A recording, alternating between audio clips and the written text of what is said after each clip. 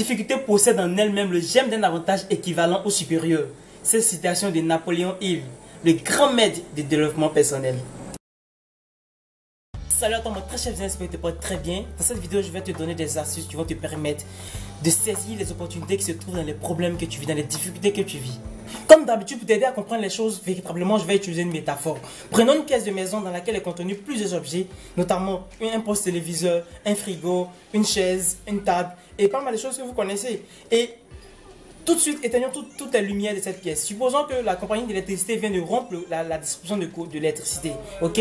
Et nous avons en main notre lampe torche, la lampe torche de notre téléphone portable. Et à chaque fois que nous allons voir un cahier, ça veut dire que nous avons suffisamment éclairé. À chaque fois que nous allons voir un stylo, tel ou tel objet, ça veut dire que nous avons suffisamment éclairé avec notre lampe torche.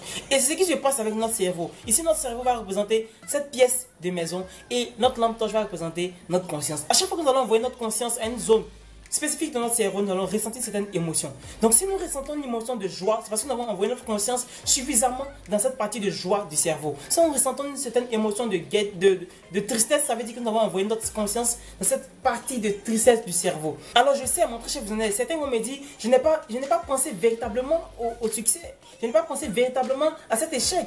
Généralement, on parle d'échec.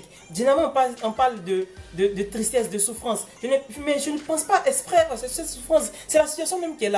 Alors c'est pour ça que je te fais cette vidéo, simplement pour t'emmener à trouver des opportunités dans les problèmes que tu vis et non pas à te poser des questions du genre pourquoi est-ce que ça m'arrive, pourquoi est-ce que c'est à moi que ça arrive, pourquoi ça dure, pourquoi c'est toujours moi, pourquoi c'est ci, pourquoi c'est cela. Parce qu'à chaque fois que nous allons poser des questions, nous allons nourrir notre conscience pour que cette partie du cerveau soit suffisamment éclairée, nous allons ressentir en retour cette émotion. Donc simplement, nous allons couper les questions que nous allons nous poser suivant les situations que nous vivons. Si nous vivons une situation de souffrance, plutôt que de nous poser des questions qui vont renforcer cette souffrance, nous allons poser des questions pour sortir de cette souffrance, pour saisir des opportunités qui s'y trouvent.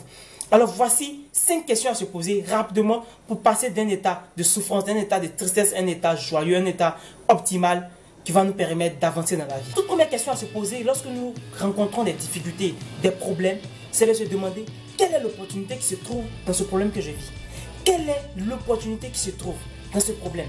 Généralement, nous disons, il n'y a aucune opportunité, il n'y a aucun avantage, il n'y a que du négatif. Non, pose-toi véritablement cette question. Est-ce qu'il y a uniquement du négatif dans ce que je vis actuellement? Cette question est très précise. La deuxième question à se poser, mon très cher visionnaire, c'est de demander qu'est-ce qui n'est pas encore parfait. Est-ce qu'il y a quelque chose dans mon attitude ou dans mes aptitudes qui font que je rencontre généralement ce genre de difficultés ou que je vis ce type de problème? Est-ce qu'il y a quelque chose à parfaire? Est-ce qu'il y a quelque chose à améliorer? Ça, c'est le deuxième type de questions qu'il faut se poser. La troisième question, mon très cher visionnaire, à se poser, c'est qu'est-ce que je suis prêt à faire pour obtenir ce que je veux? Qu'est-ce que je suis prêt à faire véritablement pour obtenir ce que je veux? La quatrième question, je vais un peu plus vite. La quatrième question, c'est qu'est-ce que je suis prêt à ne plus faire pour obtenir ce que je veux? Qu'est-ce que je suis prêt à abandonner?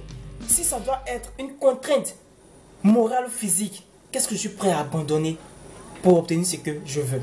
La cinquième question à se poser vient du simple fait que pour passer à un niveau supérieur, nous allons essuyer des frustrations, nous allons rencontrer des difficultés.